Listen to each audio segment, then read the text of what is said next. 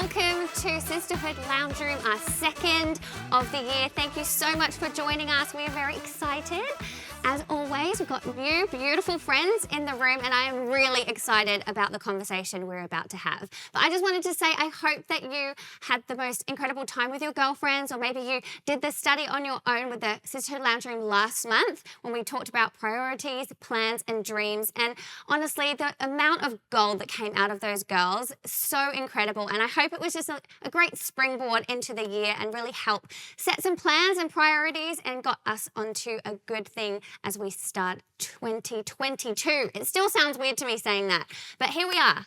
Are you excited, girls? So excited. Yes, absolutely. Thank you for joining me. It would not be fun on my own. So I'm going to quickly give you a little bit of introduction to the beautiful girls, because some are very known to you and some would be newer. But Hannah, this is our first lovely girl who is gracing us with your presence and going to have lots of wisdom to bring. But you are married to Rich. Or Richard, you call him. Yeah, I call him Richard. Not when he's in trouble. No, don't just cut it Rich. short, please. Okay, and you guys are in Guildford, amazing location, pastors there and doing incredible things for children. Still have no idea how you juggle all of that. That is amazing, just there in and of itself. For children, you grew up in Sweden, but That's now right. call England home. Yeah, absolutely. Yeah, I was lucky enough to grow up on a farm in the bush, you know. It was amazing. And then met Rich and moved over here. So now we're nice and settled here, and I absolutely love England, love the British, love the spirit here. The community is amazing. So and, good. Yeah, You're definitely outdoorsy. You love your walks. And something you told me was you love football. yes, That's absolutely. Inspiring to me. I feel like I gave up football when I was 8 years old. Yeah, much to my husband's disappointment.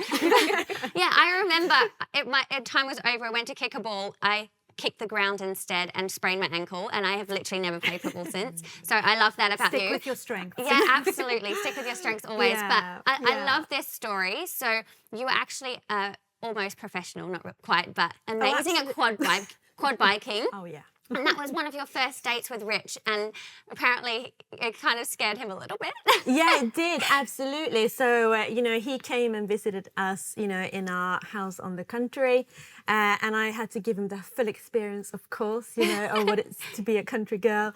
And so I thought, you know, this is the normal thing to do. We just take him on the quad bike, you know, around the woods. And, you know, off we went, and he was at the back, and, you know, it's nice and bumpy, but like you kind of just go with it.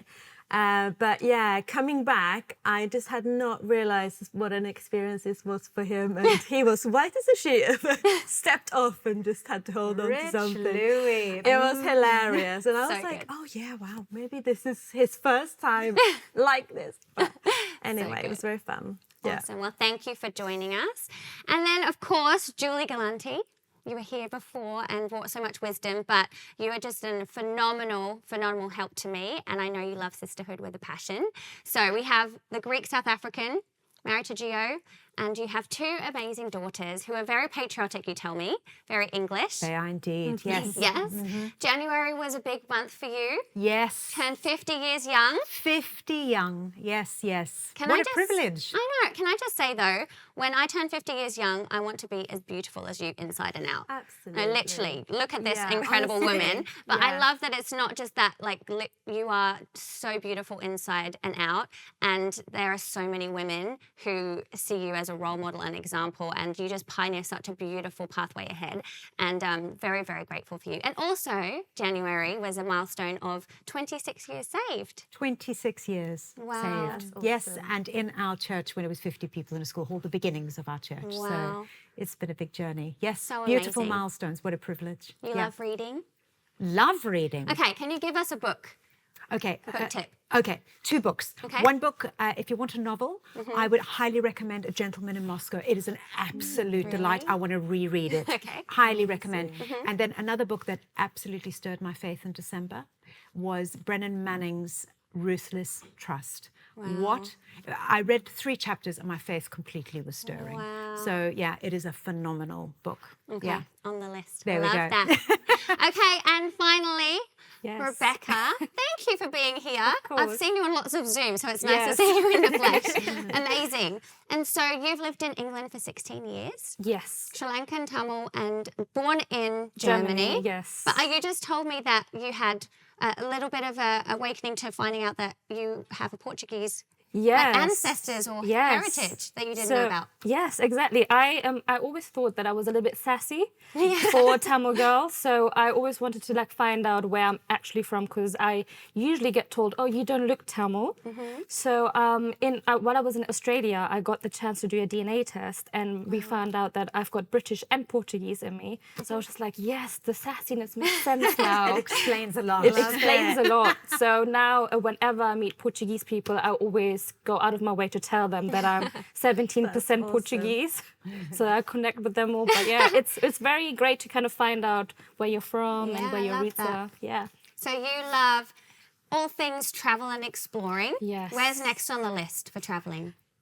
Definitely New York. Okay. I've got family then that I have not seen for over 6 years now, so that's a very prioritized trip that Yeah. I want to do. And then going back to Italy. I love Italy. that's It's so one of my good. favorite countries. But yeah, Italy, probably a different city this time. Love that. So Yeah. good.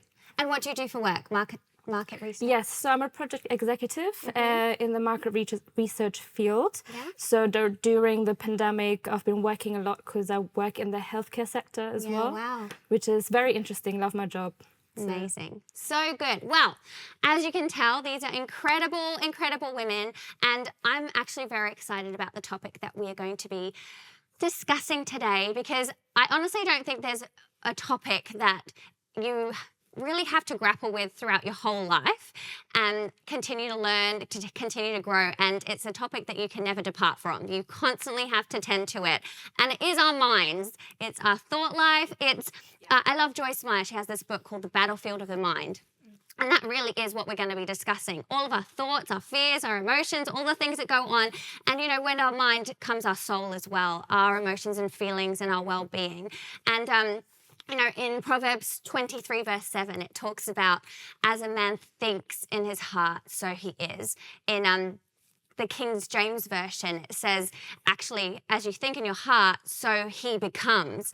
And it's really this thing of how vital what we're thinking, what's in our minds, actually determines who we're becoming as women of God. Yes. And our minds, let's be honest, as girls, there's a lot going on in there. Yeah. I actually did a little bit of research to find out, how much do we think in a day? And it's estimated, our thoughts, this actually blew me away, between 60 and 80,000 thoughts. Yeah. Wow. 60 and 80,000 thoughts a day, we think. I'm like, I don't know that many things to think that many times, but apparently between 60 and 80,000 thoughts a day. And there are so many things that assail our mind. I mean, our culture, going through pandemic situations and circumstances, people speaking words over you. I mean, there's a lot to grapple with in life when it comes to our minds. And I think, fear, anxiety, depression, lots of different things can actually really constrict us and our lives. But ultimately, God, he speaks about so often our thoughts and our mind in the Bible, but our minds can be a place of strength and conviction and a place where you can have peace, and it can actually propel you into having a flourishing, victorious life when your mind is in the right place. Yes, exactly. And so I love that as women, we're trying to be transformed, become more Christ-like. We don't want to all stay the same. I think all of us can say, anyone perfect here? absolutely. Anyone perfect yet? No. Haven't arrived yet? No, we've still got work to do. We're all trying to be transformed in very, very familiar scripture. Romans 12, verse 2. You girls will be familiar with it, but it says, do not conform to the pattern of this world, but be transformed. How? By renewing your mind. I love the New Living Translation, how it puts it. It says, don't copy the behavior and customs of this world, but let God transform you into a new person by changing your mind. Amazing. And I think, have you heard the quote, you are what you eat? Have you heard that before? Yeah. I feel like the Bible version is you are what you think. Brilliant. And it really, there's so much that we could talk about when it comes to what we're thinking. I mean, we could probably be here for a whole series for the year about this. But, when it comes to our soul, I think definitely through the pandemic, you can start to see if your soul and your well-being isn't in a good place. You're overcome, you're overwhelmed, stressed out, tired, weary, maybe lonely, all of these different things, and your soul's not in a good place. It can really affect how you think and all the things that are going on in your mind. And I think as women, we're juggling a lot of things. You know, there's study and kids and work and church and friends and family and all of these different things, and we're trying to navigate all of this and a global pandemic and don't get COVID so you can do things together, and it's like crazy. But in it all, if we're not keeping our soul healthy, it talks about in the Bible our soul prospering, then ultimately it can really affect how we're thinking. So Hannah, I'm going to start with you. Very long-winded introduction, but we're getting there. I'm going to start with you. But when it comes to our well-being, and what are some things of how we can maintain just a really healthy soul, and maybe some of the things you've learned about your own well-being? Absolutely. It's a privilege to be able to talk about this together, because I think, you know, it is on everybody's lips, you know, everywhere. Like, I've had the privilege of working in a school for a number of years, and, you know, I do love that this is like brought to everyone's awareness, you know, just around well-being and our soul. And what's amazing, I think, is that more and more, you know, even people that are not religious are recognizing that, you know, we have a spiritual need, we have a need for connection and all those things. But maybe I can just start with reading a Bible verse that I think has really helped me frame this, because I think, like you say, it really is a journey, and it really has been a journey for me, with the ups and downs. And I think, you know, just being honest with where you're at on that journey is super important. But I want to read from John 15, and it says, "I am the true sprouting vine, and the farmer who tends the vine is my Father. He cares for the branches connected to me by lifting up and propping up the fruitless branches and pruning every fruitful branch to yield a greater harvest. The words I've spoken over you have already cleansed you. So you must remain in life union with me, for I remain in life union with you. For as a branch severed from the vine will not bear fruit, so your life will be fruitless unless you live your life intimately joined to me." And I think the amazing thing here is that, you know, as Christians, obviously, as children of God, you know, living in life union with Him, it really is number one, and being joined to the source of life. But I also love just how this talks about a caring farmer who is really looking after this tree, you know, really looking after the condition of the tree, looking at every branch and making sure, obviously it's join that's number one to the vine, but pruning and cutting and making sure that the conditions are right. And I think for me, you know, this has really been the journey that I've been on. Like, what are the conditions that I need for my soul, for my life to be the right conditions for me to be able to grow? Because actually the branch, you know, can't squeeze the fruit out. You know, there's not willpower. It's not, you know, it really is about the conditions and having those things in place. And, you know, I think the context that I'm from as a Christian and grown up, you know, in is also maybe lacking a little bit of understanding that actually, you know, I am a whole being. It is my body and my soul and my mind and my spirit that I need to be looking after. I can't solely focus on one thing and think that's going to solve all my problems, you know. I mean, being joined to the vine is number one, but also looking after the well-being of my spirit and my soul actually also means looking after my body, looking after every part of me, looking after my mind. So it has very practical applications. That's right. So for example, something like exercise for me is super important. And I know that is going to put me in a good place. It is going to put me in a positive place.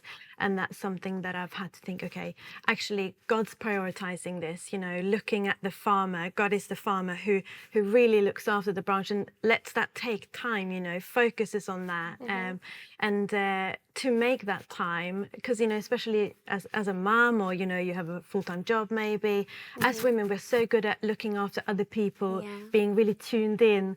Often I try to other people's needs, but actually putting your needs up there and thinking, do you know what, I need to have things in place and look after myself, because that's also how I can look after others then. And actually God prioritizes that. It's not being selfish, it's not, you know, just being egocentric, but actually I'm joining God in his work in me, because he's pruning, he's looking after, he's spending time around that. Yeah, So it's good. like love your neighbour like you love yourself, which means you love yourself as much as you would love your neighbour. Right. Yeah. So good. 100%. So good. I love what you said about body, soul, mind, spirit, because I remember once, it was the beginning of the year. I was now stopped making New Year's resolutions because I fail every time. But it was one of these years, and I was like, I'm going to Robert Ferguson, love him so much. He's a mentor. And I just remember telling him, the flip side of what happened, but I was like, I'm going to do nothing. I'm going to do no exercise. I'm going to do nothing. I'm just going to read the Bible and read books, because everything else is a distraction. And like after 3 weeks of doing this, and I went on like no sugar, which sugar is my love language. I mean, it just, it should be the 6th love language. It really should. I gave up everything that I like in life, and was just like, I'm just going to read. I'm going to do nothing else with my time. I'm not going to watch movies, not going to watch TV, going to cancel social media. and I remember going to Robert 3 weeks after. I'm like, I am miserable. Like, this is not good for me. Like, I'm putting God first and doing all of these things. And he's like, that's because you're not just spirit. He literally said that. He's like, you're not just spirit. You are body, soul, mind.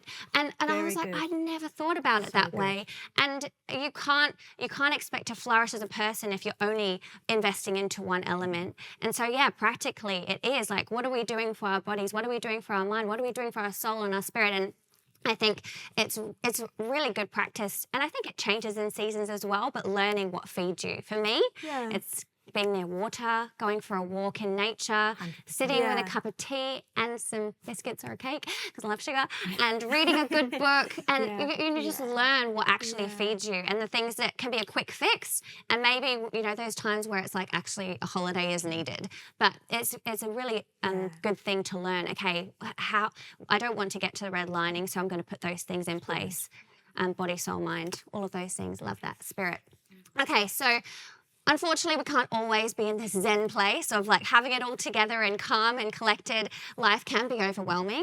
There can be times where we feel like we're not coping and all the balls are juggling and there's one going to drop. What do you do in those situations when you're feeling overwhelmed and not coping in life? Yes, I think, first of all, one of the things that we need to really keep in mind is feeling overwhelmed and stress is not an out of norm thing. It's very common. And I think sometimes we feel overwhelmed and stressed and we think, oh, I should not feel this way. This is very unhumane, but it's a very natural thing to feel. And it comes and goes through seasons. Some seasons are very relaxed. Some seasons are not. So I personally, what I like to do is be very self-aware. Like I learned how to notice how I react to certain things. And one of the first things that I like to do is going back to basics and asking 2 questions. How's my relationship with God? And how's my prayer life? Because usually when I'm not in the presence of God or when I'm neglecting the presence of God, that's where stress and the overwhelmed feelings will have an effect on my mind, which then has an effect on your body, and you start to kind of go and look for plan Bs to get that peace from. So I always go and ask myself, okay, Rebecca, have you read your Bible, and are you actually understanding the Bible? Not just reading it, but are you actually in the presence of God? Are you getting something out of this? Do you feel like, you know, do you feel nourished? Do you feel at peace after leaving the presence of God? And then how is your prayer life? Sometimes I think we can really underestimate the power of prayer and your relationship with God. And then I go back and I think my German mind kicks in. I get organized. I look at what is stressing me out. Why am I feeling overwhelmed? Why am I reacting this way? And then I figure out, okay, what's in my control and what's out of my control. What can I do about this? And what can I what is out of my control? What do I need to pray about and just give to Jesus Yeah. and just find peace. And one of the things that I go back to, one of the verses that I always go back to is Philippians 4:6-7.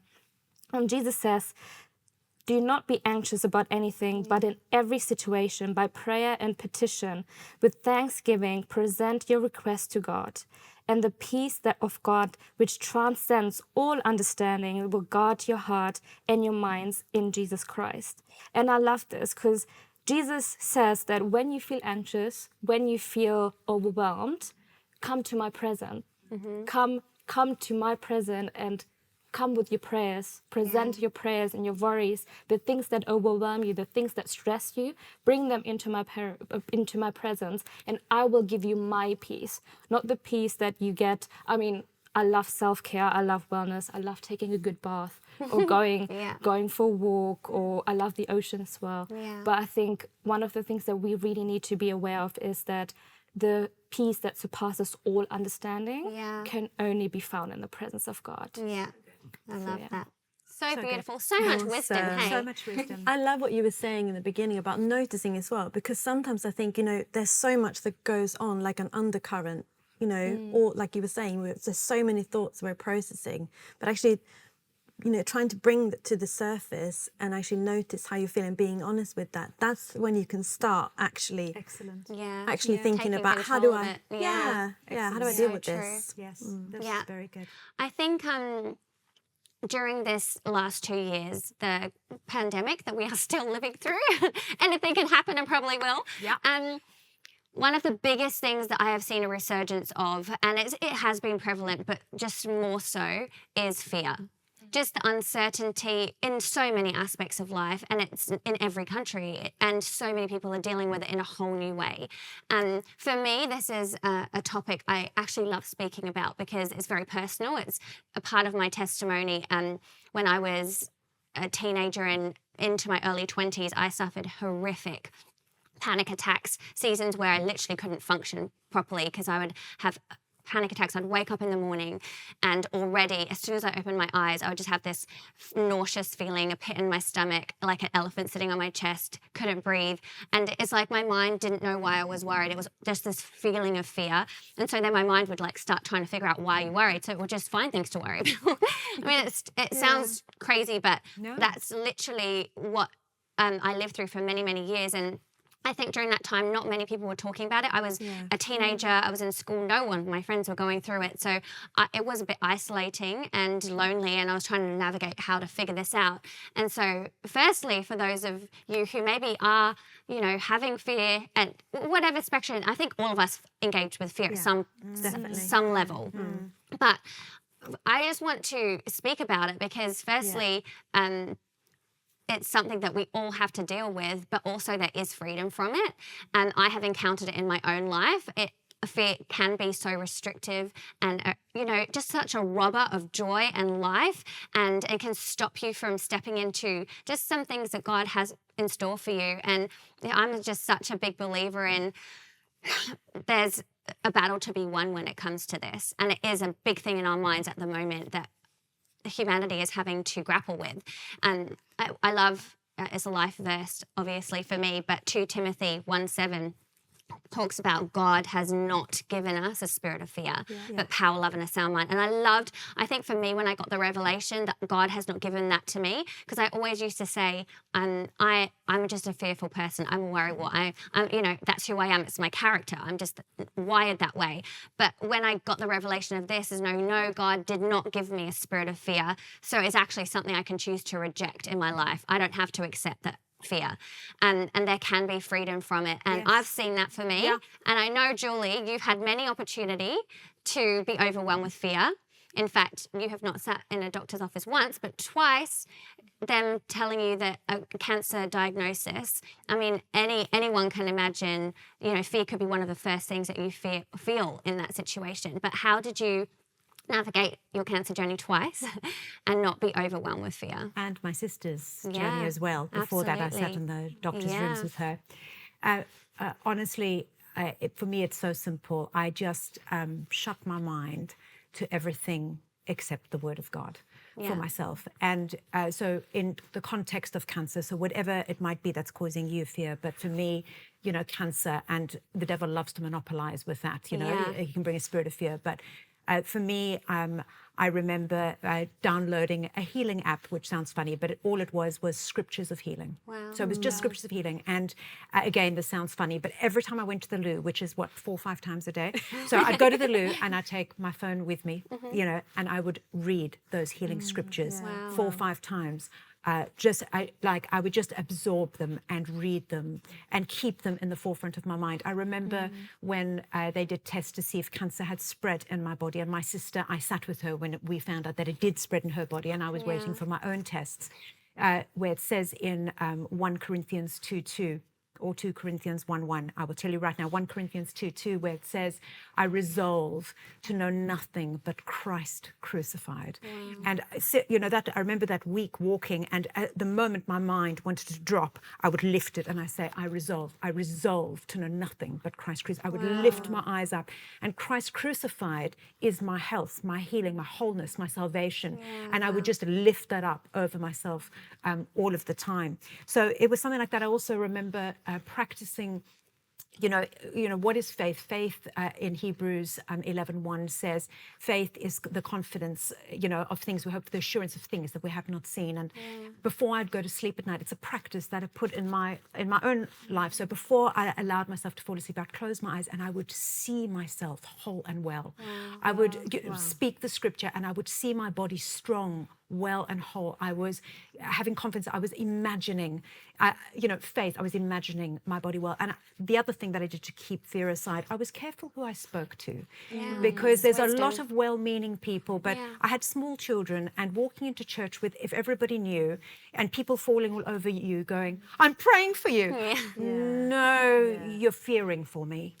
You're not praying for me. So I was very careful who I told. That I have a couple of people that, or I have a handful of people that I just, that are close to me, and that who walked with me, who looked at me in the eye and could respond with faith. So I think that's really quite key. And a key scripture, I had 2 or 3 key, but the one that I want to bring out today in this moment, and this was key for me, and I share this with people when they struggling with fear or big battles. I absolutely love it. It is in Isaiah 4 verses 10 to 12, 41 verses 10 to 12, an amplified classic.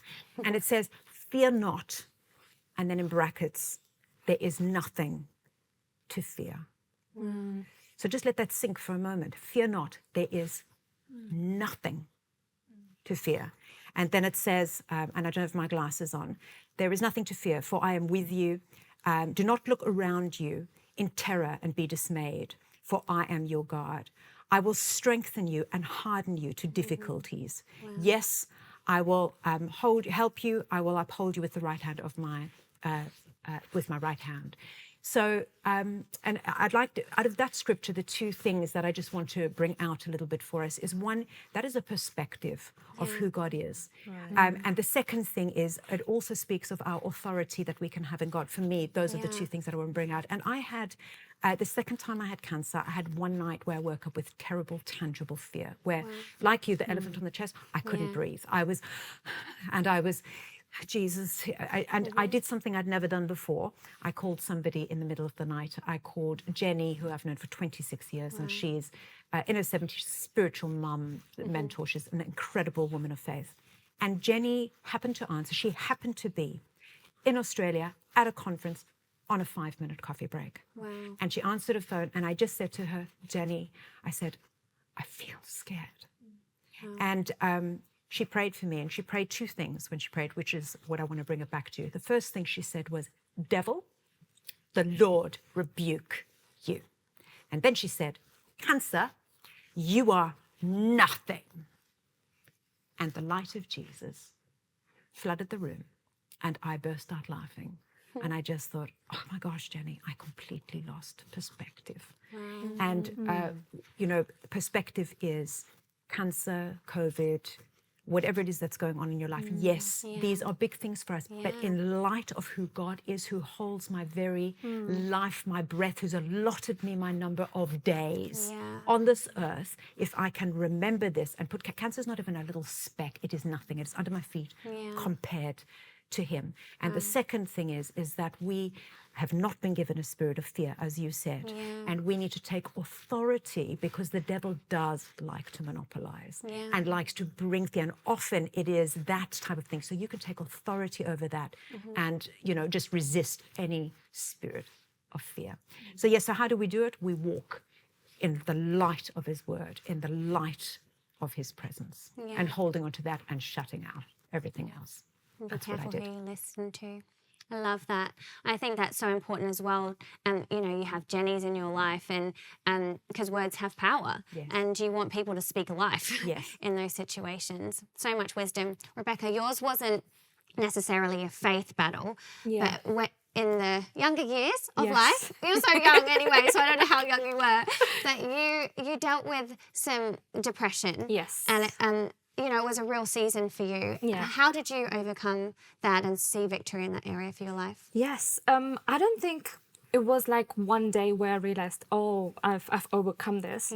But it was a season where I actually started to come to Hillsong Church, and I found myself in a very broken, very not really confident about who I was. My identity was just, I think, non-existent. I didn't know who I was, and didn't know where I belonged. And from 15 to 19, that's where I had a severe depression, where I'm not going to go too much into it, but I would say just like normal things that I guess young girls will deal with in their teenage years. But yeah, and one of the things that I definitely started noticing was that I found myself in a great community of girlfriends that really sewed into me. Like, I'm still friends with those girls. And one of the things that I treasure so much about them is they saw the potential, the God-given potential. They saw me out of depression, even though they didn't even know that I was going through depression. They saw all of this before I saw it. And they spoke that into me every time I went to Connect Group, every time I saw them at church, every time I had a coffee with them. And I think one of the things that, the other thing that was really important for me was my relationship with God. Previous to this, I didn't have a good relationship with God. I never really picked up the Bible, didn't read anything, didn't even pray. But when I started coming to church, I just felt a strong hunger within me. I really just wanted to get to know who God was. And every morning I would wake up and let God tell me who I was before the world could tell me who I was, before social media, before anyone else could speak identity over you. I chose to spend time in the presence of God and let Him tell me who I was. And those are the two important things that kind of helped me to overcome this. And when I shared the story with Julie, I think last year, I said to her, literally like I think 6 months into me being at church and having a great friendship group around me, iron sharpens iron kind of friends, because I agree with Julie, like who you let whose voices you let into your mind is so important, because not everyone has the best intentions for you. Not everyone is going to be that person who speaks life into your life, and that has a big effect on you, like whose voices you listen to. And then randomly I was just like, oh, I've not had those dark thoughts about myself for over 6 months. I've not thought about doing these things, or like I didn't even have time to think about those things or let those things into my kind of thinking pattern, because I was so saturated with the Word of God.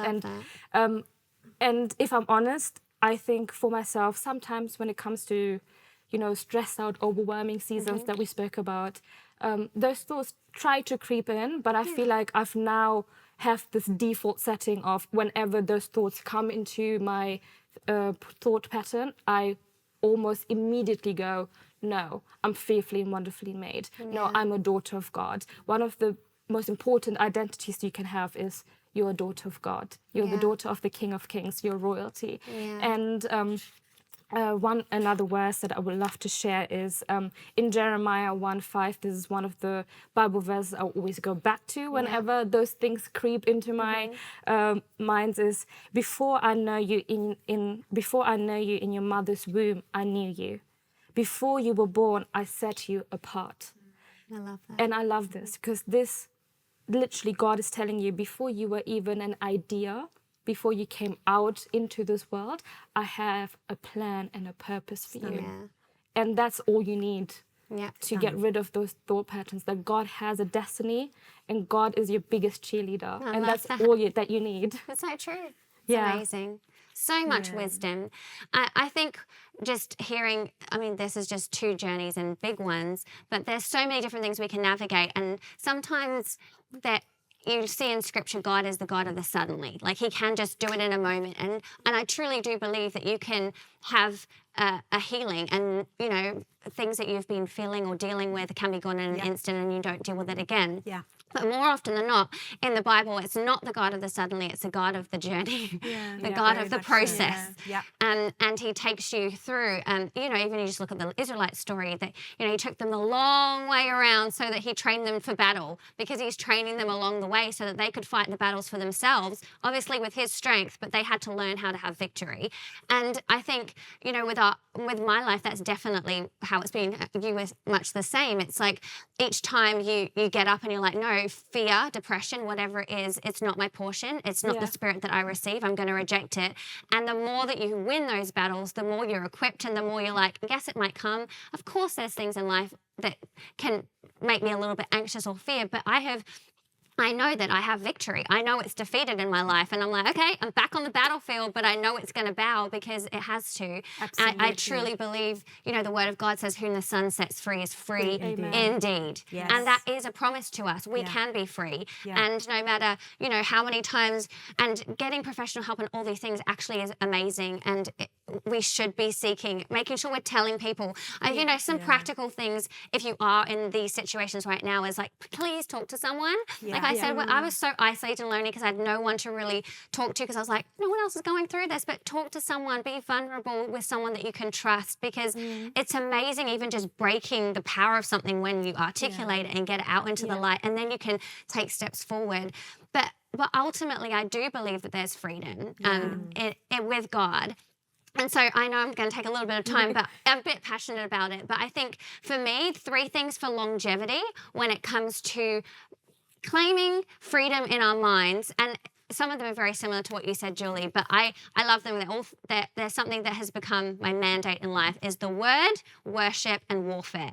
Word, worship, and warfare. So the word, Julie's been speaking about that, but Ephesians 6, it talks about we have the armor of God to have victory. We are victorious. We know that. So whatever the story is, it's just a battle, and we're going to come out of it free and winning. Yes. And he gives us his armor, which is tried and tested. It's won the battle already. And the word of God is something that, you know, there's words, and you would have the same, that are literally like ingrained in the bone marrow of your life. Like they become your life verses. And you need those in life where you know you can just say them. Like, God does not give me the spirit of fear. My God shall supply all my needs. He never leaves me. He never forsakes me.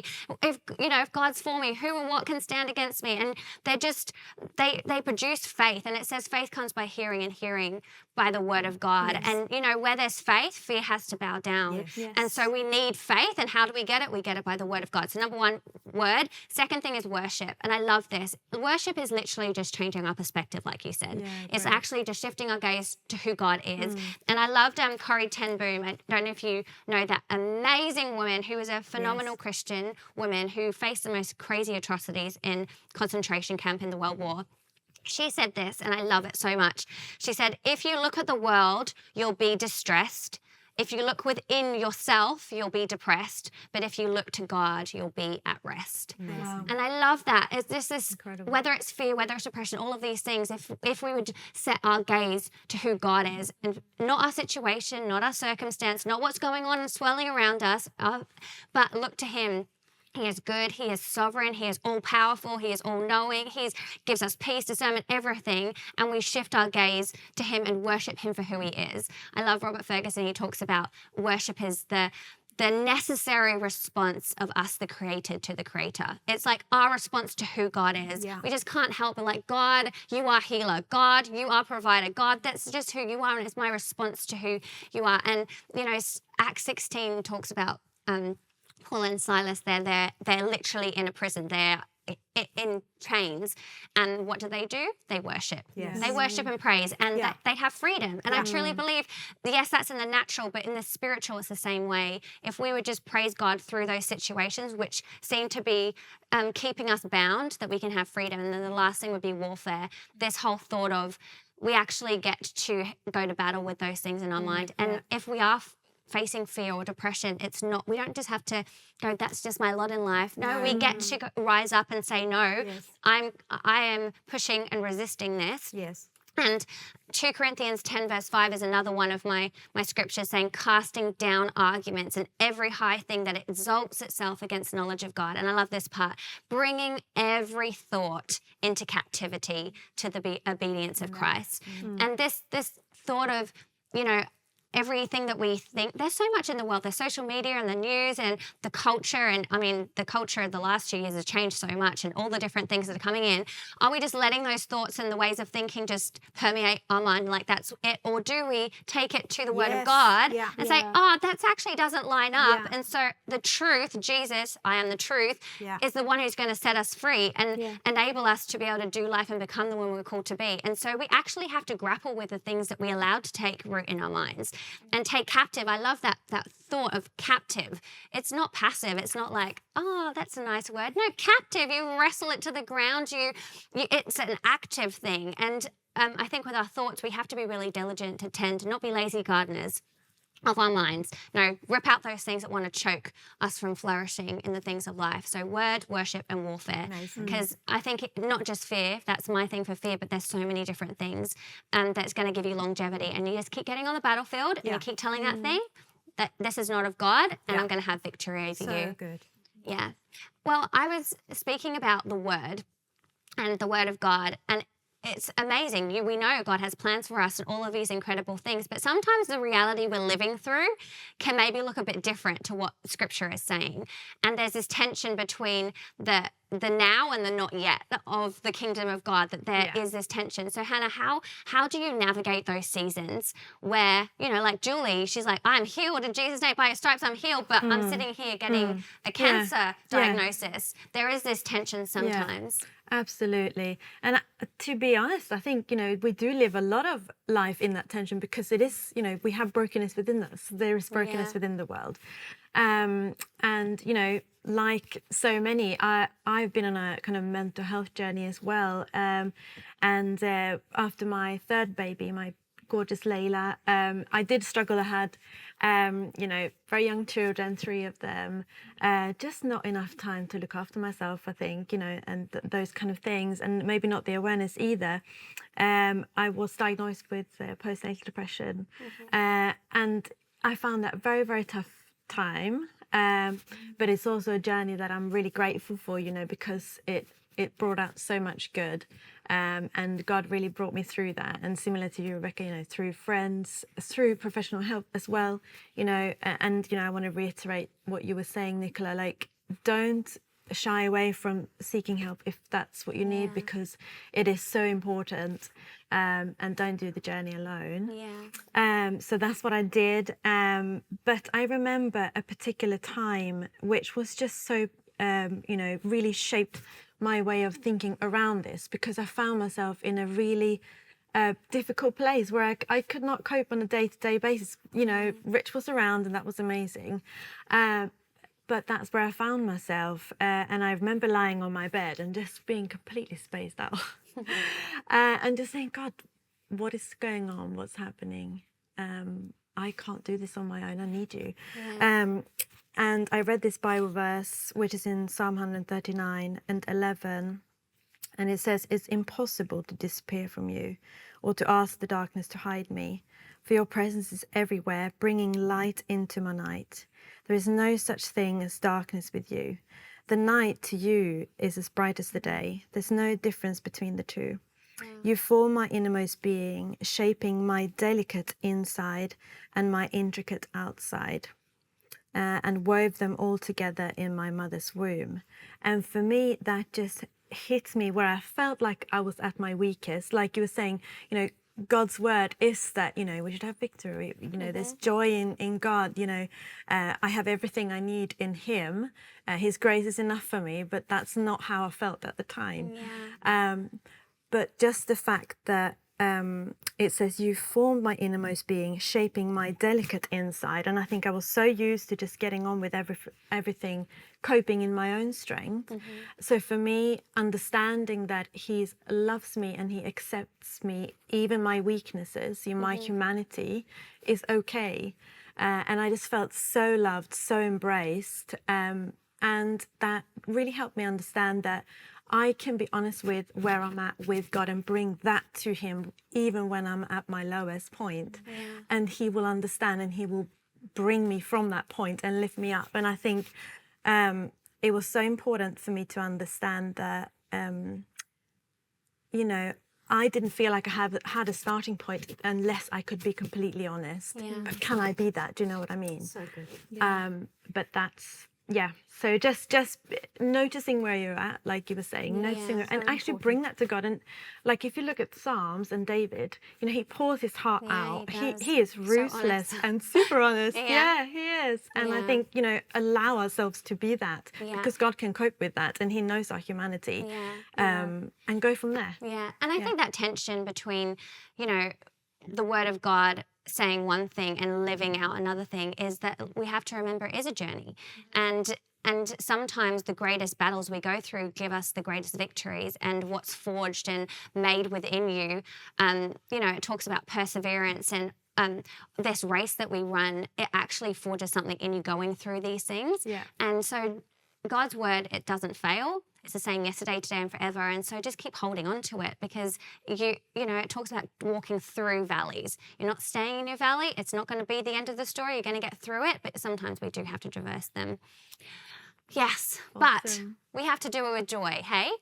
Because I think I love that our minds, God speaks so much about how we think and things, but one of my favourite verses, and also one of the verses which is hard to live out, 1 Thessalonians 5:16-18, it says, rejoice always, like always rejoice, pray continually, give thanks in all circumstances. And I love that it says, for this is God's will for you. It's His will for you that you rejoice always, you pray continually, and you give thanks. Now, Julie, you've navigated some pretty massive things. Do you think it's actually possible to rejoice always and to give thanks in all situations? Well, you know, I mean, isn't that what Jesus does? Jesus asks us to do the impossible. And it's impossible, but He gives us the power to do it, doesn't He?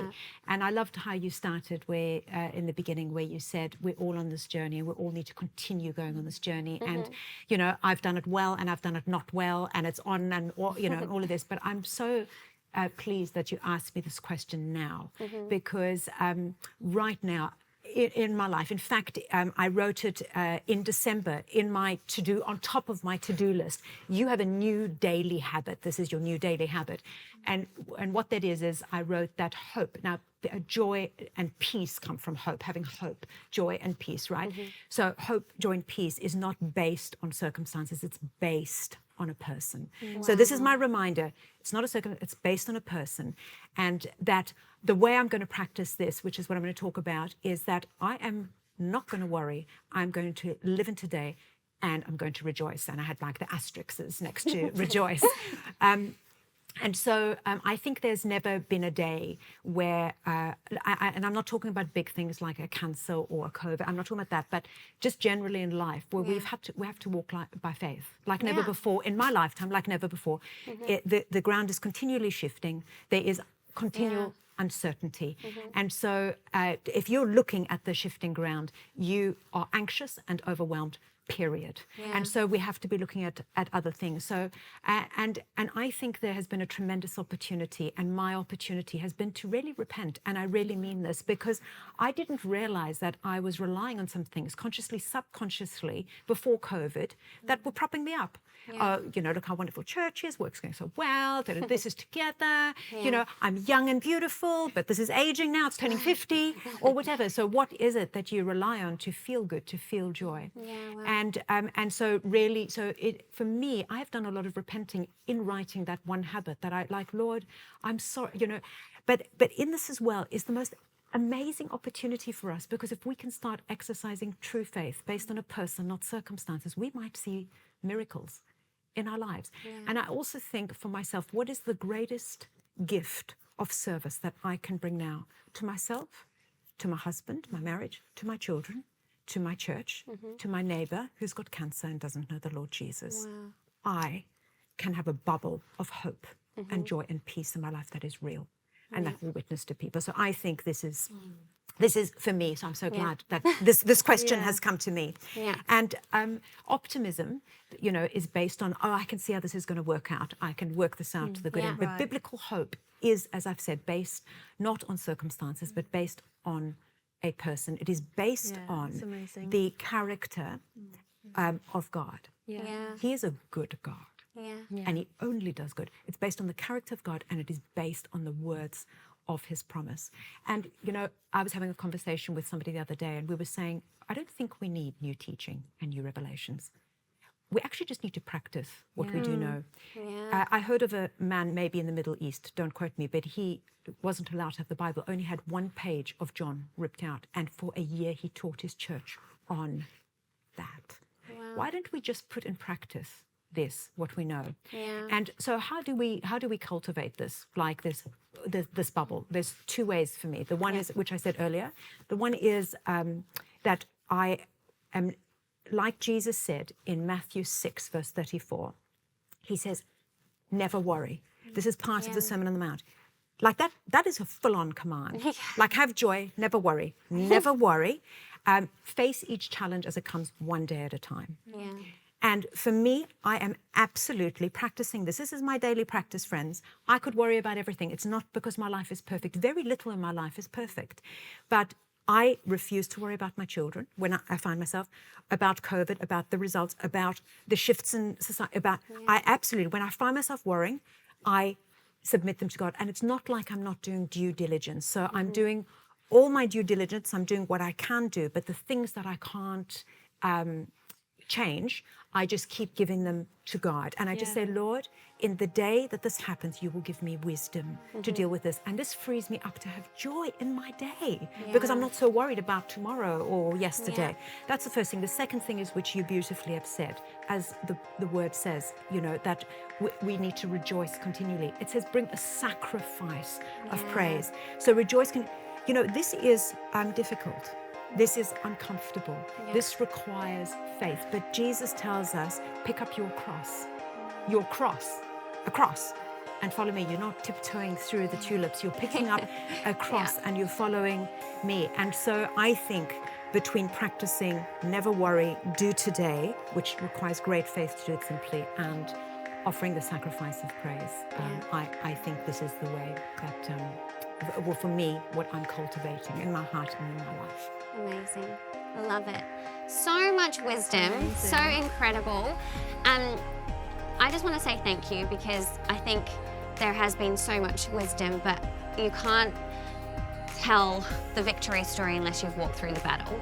And so this comes from real life and real, staying true to what God's called us to do and not giving up and not just going, okay, this is my lot. No, but doing the actual battle, and that's why you get to tell the victory story. It doesn't mean there isn't more times where we get to use all the things that we've learned, because I'm sure there's another battle just before us, but we know we're equipped and we're ready, which is amazing. But thank you so much for joining me. Thank you. Girls, thank you for joining us. I hope that you have got so much. I know I have, so I know that you have got so much out of this, and thank you for being with us. And can I just say, Colour is a few short weeks away. Are you girls excited for Colour?